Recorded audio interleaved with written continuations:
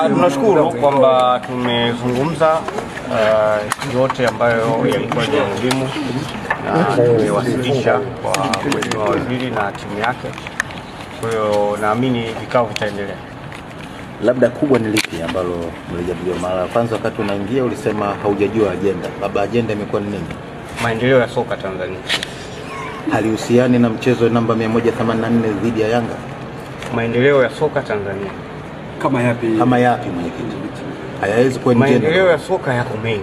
Yeah. Maeneo mengi ambayo waziri kama mnavyofahamu ni mpya katika wizara hii, pamoja na uzoefu mkubwa walionao, lakini kuna mambo ambayo yanatakiwa tujadiliane ili kuweza kupata mtazamo wa pamoja. Kwa hiyo yanajadiliana na klabu mbili tu za Simba na Yanga au kuna lipi lingine ambalo ni jingine? Sasa hiyo inabidi umuulize yeye kwa nini mwaita Simba na Yanga. Lakini sisi tumekuja kuwakilisha Simba. Kwa hiyo aliowakilishwa na watu wengine mimi sijui. Halikuwepo la Simba. Kwanza sijui hata kama Yanga mwenyekiti. Na katika majadiliano yenu kwenye kikao mmefikia hatua gani?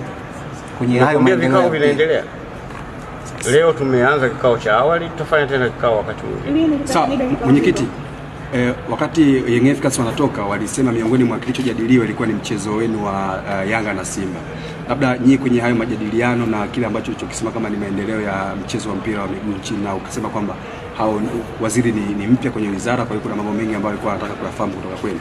Akijadiliwe iko kitu kwa sababu wao wamesema kimejadiliwa. Kikao chetu sisi hakihusiani na chao. Kama ingekuwa kinahusiana ina maana tungekaa pamoja.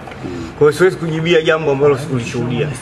Wao walipokutana na waziri wanajua waliozungumza nayo, na kama wameeleza hivyo ni sawa.